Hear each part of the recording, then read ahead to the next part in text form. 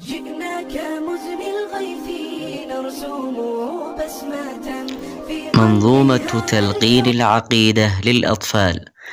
الحمد لله عظيم الشان بكل نعمة هو رباني، ثم الصلاة والسلام أبدا على النبي الهاشمي أحمدا.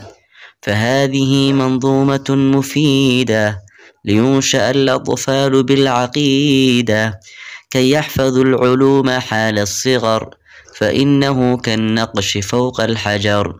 أرجو لها القبول بين الناس، تكون في التوحيد كالأساس.